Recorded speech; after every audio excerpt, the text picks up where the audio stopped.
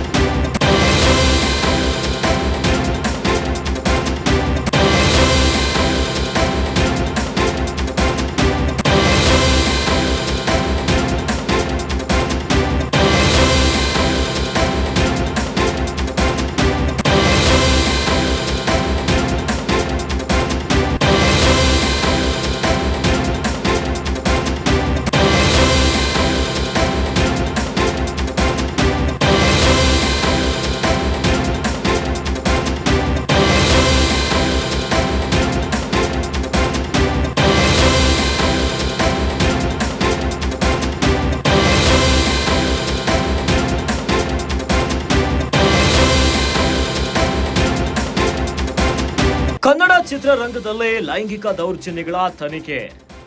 ದೌರ್ಜನ್ಯಗಳ ಬಗ್ಗೆ ತನಿಖೆಯನ್ನ ನಡೆಸಲು ಕಮಿಟಿಯ ರಚನೆ. ಸಮಿತಿಯನ್ನ ರಚಿಸಲು ಮಹಿಳಾ ಆಯೋಗ ನಿರ್ಧಾರವನ್ನ ಮಾಡಿದೆ. ಸ್ಯಾಂಡಲ್ವುಡ್ನಲ್ಲಿ ಪಾಶ್ ಕಮಿಟಿ ರಚನೆ. ಮಹಿಳಾ ಆಯೋಗದ ಅಧ್ಯಕ್ಷೆ ನಾಗಲಕ್ಷ್ಮಿ ಹೇಳಿಕೆಯನ್ನ ಕೊಟ್ಟಿದ್ದಾರೆ. ವಾಣಿಜ್ಯ ಮಂಡಳಿಯಲ್ಲಿ ನಡೆದಂತಹ ಮಹತ್ವದ ಸಭೆ ಇದಾಗಿದೆ. ಇನ್ನು ಮಂಡಳಿಯ ಸಭೆಯಲ್ಲಿ ಪರ ವಿರೋಧ ಚರ್ಚೆಯನ್ನ ನಡೆಸಿದ್ದಾರೆ. ಸಭೆಯ ಬಳಿಕ ಕಮಿಟಿ ರಚನೆಗೆ ಮಹತ್ವದ ನಿರ್ಧಾರವನ್ನ ಕೈಗೊಂಡಿದ್ದಾರೆ. ಕನ್ನಡ ಚಿತ್ರರಂಗದಲ್ಲಿ ಪಾಶ್ ಕಮಿಟಿ ಮಾಡಲಾಗ್ತಿದೆ. ಈ ಬಗ್ಗೆ ವಾಣಿಜ್ಯ ಚಿತ್ರರಂಗಕ್ಕೆ ಪತ್ರವನ್ನ ಬರೆದಿದ್ದೇವೆ. ಕಮಿಟಿ ಹೇಗೆ ಇರಬೇಕು ಇರುವಂತಹ ಕುರಿತು ಕಾನೂನಿದೆ. ಅದೇ ರೀತಿಯಲ್ಲಿ ರಾಜ್ಯದಲ್ಲಿ ಸಮಿತಿ ರಚನೆ ಆಗಲಿದೆ. ನಟಿಯರು ನಟಿಸಬೇಕು ಅಂದ್ರೆ 17 ಪಾಯಿಂಟ್ಸ್ ಇದೆ. ಯಾವ್ಯಾವ ಫೆಸಿಲಿಟಿ ನೀಡಬೇಕು ಎಂಬ ಉಲ್ಲೇಖ ಕೂಡ ಇದೆ. ರಾಜ್ಯ ಸರ್ಕಾರದ ಗೆಜೆಟ್ ನಲ್ಲಿ ಈ ಒಂದು ಸಮಿತಿ ಬರ್ತದೆ. ಎಲ್ಲಾದ್ರೂ ದೂರು ಬಂದ್ರೆ ತನಿಖೆಯನ್ನ ನಡೆಸಿ ಕ್ರಮವನ್ನ ಕೈಗೊಳ್ಳಲಾಗುತ್ತದೆ. ಮಹಿಳಾ ಆಯೋಗದ ಅಧ್ಯಕ್ಷೆ ನಾಗಲಕ್ಷ್ಮಿ ಹೇಳಿಕೆಯನ್ನ ಕೊಟ್ಟಿದ್ದಾರೆ. ಕನ್ನಡ ಚಿತ್ರರಂಗದಲ್ಲಿ ಲೈಂಗಿಕ ದೌರ್ಜನ್ಯಗಳ ತನಿಖೆ ವಿಚಾರಕ್ಕೆ ಸಂಬಂಧಪಟ್ಟಂತೆ ಇವೆಲ್ಲ ದೌರ್ಜನ್ಯಗಳ ಬಗ್ಗೆ ತನಿಖೆಯನ್ನ ನಡೆಸಲು ಕಮಿಟಿ ರಚನೆಗೆ ನಿರ್ಧಾರವನ್ನ ಮಾಡಿದ್ದಾರೆ. ಸಮಿತಿಯನ್ನ ರಚಿಸಲು ಮಹಿಳಾ ಆಯೋಗ ನಿರ್ಧಾರವನ್ನ ಮಾಡಿದೆ. ಈಗ ಸ್ಯಾಂಡಲ್ವುಡ್ ನಲ್ಲಿ ಪಾಶ್ ಕಮಿಟಿಯ ರಚನೆ ಆಗತ್ತಂತೆ. ಮಹಿಳಾ ಆಯೋಗದ ಅಧ್ಯಕ್ಷೆ ನಾಗಲಕ್ಷ್ಮಿ ಅವರು ಹೇಳಿಕೆಯನ್ನ ಕೊಟ್ಟಿದ್ದಾರೆ. ವಾಣಿಜ್ಯ ಮಂಡಳಿಯಲ್ಲಿ ನಡೆದಂತಹ ಮಹತ್ವದ ಸಭೆಯಲ್ಲಿ ಇಂಥದ್ದೊಂದು ನಿರ್ಧಾರವನ್ನ ಕೈಗೊಂಡಿದ್ದಾರೆ. ಮಂಡಳಿಯ ಸಭೆಯಲ್ಲಿ ಪರ ಮತ್ತು ವಿರೋಧದ ಚರ್ಚೆಯಾಗಿತ್ತು. ಇನ್ನು ಸಭೆಯ ಬಳಿಕ ಕಮಿಟಿ ರಚನೆಗೆ ಮಹತ್ವದ ನಿರ್ಧಾರವನ್ನ ಕೈಗೊಂಡಿದ್ದಾರೆ. ಕನ್ನಡ ಚಿತ್ರರಂಗದಲ್ಲಿ ಪಾಶ್ ಕಮಿಟಿ ಮಾಡಲಾಗ್ತದೆ ಅಂತ. ಈ ಬಗ್ಗೆ ವಾಣಿಜ್ಯ ಚಿತ್ರರಂಗಕ್ಕೆ ಪತ್ರವನ್ನ ಬರೆದಿದ್ದೀವಿ. ಕಮಿಟಿ ಹೇಗೆ ಇರಬೇಕು ಎನ್ನುವಂತ ಕುರಿತು ಒಂದಿಷ್ಟು ಕಾನೂನಿದೆ.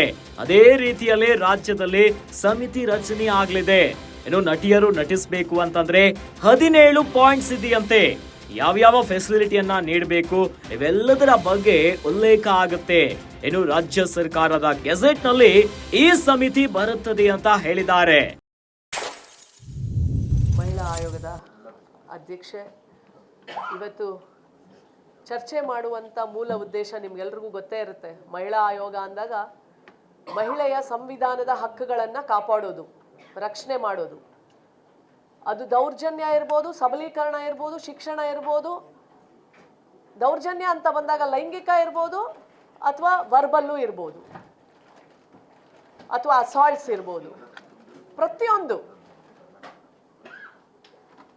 ಕನ್ನಡ ಚಿತ್ರರಂಗ ಆ ಥರದ್ದು ಒಂದು ಕಮಿಟಿ ಮಾಡಿ ಇಲ್ಲಿವರೆಗೂ ಮಾಡಿಲ್ಲ. ಅವರು ಇವತ್ತು ಮಾಡ್ತೀನಿ ಮೇಡಮ್, ಯಾಕೆಂದರೆ ಇದು ಭಾರತ ಸರ್ಕಾರದ ಗೆಜೆಟ್ ನೋಟಿಫಿಕೇಶನೇ ಇದೆ, ಆದೇಶನೇ ಇದೆ. ಇದ್ರ ವಿರುದ್ಧ ನಾವು ಯಾರು ಮಾತಾಡಂಗೆ ಇಲ್ಲ. ನಾವು ಯಾರು ದೊಡ್ಡವರಲ್ಲ ಕಾನೂನು ಪ್ರಕಾರ. ಅವರ ಎಲ್ಲ ಕುತ್ಕೊಂಡು, ಅವರೆಲ್ಲ ಇಡೀ ಏನು ಕಮಿಟಿ ಇದೆ ಅವರೆಲ್ಲ ಕುತ್ಕೊಂಡು ಮಾಡುವಂಥ ಕೆಲಸವನ್ನು ಯಾವ ಥರ ನಮ್ಮ ಕನ್ನಡ ಚಲನಚಿತ್ರದ ಮಹಿಳೆಯರ ಎಲ್ಲ ಹೇಗೆ ಕಾಪಾಡುವಂಥ ದೃಷ್ಟಿಯಲ್ಲಿ ನೋಡಿ, ಇವತ್ತು ಸಿನಿಮಾ ರಂಗಕ್ಕೆ ಹೆಣ್ಣು ಮಕ್ಕಳು ಬರಬೇಕು ಅಂದರೆ ನಾವು ತಂದೆ ತಾಯಿಗಳು ಈಸಿಯಾಗಿ ಕಳಿಸ್ಬೇಕು, ಹೋಗಮ್ಮ ಮಾಡು. ಆ ಥರ ಒಂದು ಚಲನಚಿತ್ರ ರಂಗ ಇದು ಆಗಬೇಕು ಅನ್ನೋದು ನಮ್ಮೆಲ್ಲರ ಧ್ಯೇಯ. ಯಾಕೆಂದರೆ ನಾವೆಲ್ಲ ಮಕ್ಳಿಗೆ ಹೇಳ್ಕೊಡ್ತೀವಿ, ಇಂಜಿನಿಯರ್ ಆಗ್ರಿ, ಡಾಕ್ಟರ್ ಆಗ್ರಿ, IAS. ಭಾಳ ರೇರು ಸರ್, ನೀವು ನಟನೆಗೆ ಹೋಗಿ ಅಂತ ತಂದೆ ತಾಯಿ ಮನಸ್ಸಲ್ಲಿರುತ್ತೆ, ಅಯ್ಯೋ ಭಾಳ ಕಷ್ಟ ಅಂತ. ಯಾಕೆ? ಒಂದು ಹೆಣ್ಣು ಮಗಳು ಸುರಕ್ಷಿತವಾಗಿರ್ತಾಳ, ಎಲ್ಲ ಪೇರೆಂಟ್ಸು ಅದೇ ಯೋಚನೆ ಮಾಡೋದು, ಆಯೋಗನೂ ಸಹ ಅದೇ ಯೋಚನೆ ಮಾಡುತ್ತೆ. ನಮ್ಮ ಮಹಿಳೆ ಎಲ್ಲಾದರೂ ಇರಲಿ, ಅದು ಚಿತ್ರರಂಗನೇ ಅಂತಲ್ಲ, ಎಲ್ಲ ರಂಗಗಳಲ್ಲೂ ಇರ್ಬೋದು, ಖಾಸಗಿ ಇರ್ಬೋದು, ಸರ್ಕಾರಿ ಇರ್ಬೋದು, ಪ್ರತಿಯೊಂದರಲ್ಲೂ ಸಹ ಇವತ್ತು ಅಂಥದೇ ಒಂದು ಪಾಶ್ ಕಮಿಟಿ ಮಾಡಬೇಕು ಅಂತ ನಾವು ನಮ್ಮ ಅಧ್ಯಕ್ಷರಿಗೆ, ಕರ್ನಾಟಕ ಚಲನಚಿತ್ರ ವಾಣಿಜ್ಯ ಮಂಡಳಿ ಅಧ್ಯಕ್ಷರಿಗೆ ಹೇಳಿದೀವಿ. ಹೀಗಾಗಿನೇ ಮಹತ್ವದ ನಿರ್ಧಾರವನ್ನ ಕೈಗೊಳ್ಳಲಾಗಿದೆ. ಇನ್ನು ಮುಂದೆ ಸಮಿತಿ ಆದ್ಮೇಲೆ ಯಾವ ರೀತಿಯಾಗಿ ಕಂಪ್ಲೇಂಟ್ಗಳು ಬಂದ್ರೆ ತನಿಖೆ ಹೇಗೆ ನಡೆಸಬೇಕು, ಯಾವ್ಯಾವ ವಿಚಾರಗಳಲ್ಲಿರುತ್ತೆ, ಇವೆಲ್ಲದರ ಮಹತ್ವದ ನಿರ್ಧಾರವನ್ನ ಕೈಗೊಂಡಿದ್ದಾರೆ. ಈ ಕುರಿತಂತೆ ಮಹಿಳಾ ಆಯೋಗದ ಅಧ್ಯಕ್ಷ ಆಗಿರುವಂತಹ ನಾಗಲಕ್ಷ್ಮಿ ಅವರು ಹೇಳಿಕೆಯನ್ನ ಕೊಟ್ಟಿದ್ದಾರೆ.